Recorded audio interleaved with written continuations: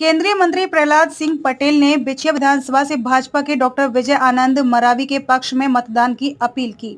भारत सरकार के खाद्य प्रसंस्करण उद्योग और जल शक्ति राज्य मंत्री प्रहलाद सिंह पटेल ने मंडला जिले की बिछिया विधानसभा क्षेत्र के ग्राम लफरा में भाजपा प्रत्याशी डॉक्टर विजय आनंद मरावी के पक्ष में वोट मांगे। प्रहलाद पटेल ने केंद्र की मोदी सरकार और प्रदेश शिवराज सरकार की योजनाओं का खूब बखान किया। उन्होंने अपने मंत्रालय द्वारा ज्वार बाजरा जैसे मोटे अनाजों के लिए चलाए जा रहे कार्यक्रम और हर घर तक पानी पहुंचाने वाली योजना की जमकर तारीफ की। इसके साथ ही उन्होंने प्रदेश सरकार की लाडली बहना योजना की भी चर्चा की।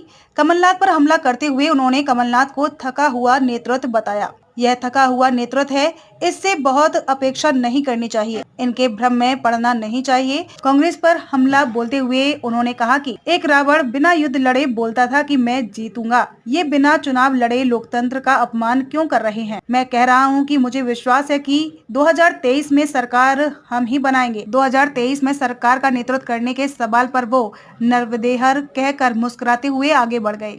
मंडला से एजी न्यूज के लिए अरविंद सोनी की रिपोर्ट। भारतीय जनता पार्टी का एजेंडा विकास का एजेंडा है। गरीब कल्याण, महिला सशक्तिकरण, मोदी जी का नेतृत्व जो पूरी दुनिया स्वीकार कर रही है। जो वनवासी अंचल है उसका अनाज, उसका खान पान, उसकी वेशभूषा वही आदर्श जीवन था और वही आदर्श जीवन है।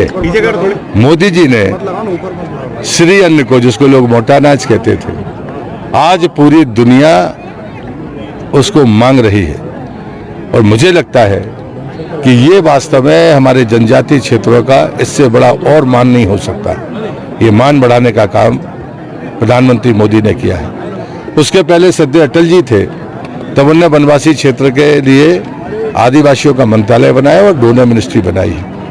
मैं एक बात और गर्व से कहता हूँ कि आज़ादी हो या हमारी सनातन परंपरा, उसकी रक्षा के लिए सर्वाधिक कष्ट उठाने वाला समाज जनजाति समाज है, बलिदान देने वाला समाज जनजाति समाज है।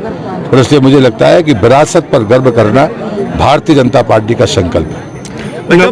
महाकौशल ज़्यादा फोकस कर रही, जहाँ मंत्री सांसद चुनाव में ताकत झोंक रहे हैं, क्या वजह है कि महाकौशल में 2-2, 3-3 सांसद, 2-2, 3-3 मंत्रियों का चुनाव लड़ा है? जब हम लोग सड़क पर थे तब भी आते थे कि नहीं आते थे? ये तो सोचो पहले। मुझे लगता है कि हम लोग अभी भी धूल खाने तैयार हैं, जमीन पर सोने तैयार हैं, पैदल चलने तैयार हैं और आप सबके आशीर्वाद से हेलीकॉप्टर में भी चलने तैयार हैं। लेकिन कमलनाथ से पूछो कि एक दिन काट ले आम आदमी की तरह, मेरी तरह नहीं, आम आदमी की तरह, ये थका हुआ नेतृत्व है। इससे बहुत अपेक्षा करनी नहीं चाहिए, इनके भ्रम में पड़ना नहीं चाहिए। नवरात्रि के दौरान आप कांग्रेस की तुलना जो है रावण से कर रहे हैं। तुलना नहीं की, मैंने तो उदाहरण दिया है। तुलना लोकतंत्र में, मैं इतना संयमित आदमी हूँ, बोलता हूँ तो खुला बोलता हूँ। बिना युद्ध लड़े वो चुनाव कहता था कि मैं जीतूंगा। ये बिना चुनाव लड़े लोकतंत्र का अपमान क्यों कर रहे हैं? विश्वास जताइए। ये गारंटी मैं कह रहा हूँ ना, हमें विश्वास है कि हम 2003 की तरह 2023 में परिणाम लाएंगे। तो 23 में लेकिन नेतृत्व कौन करेगा सरकार का?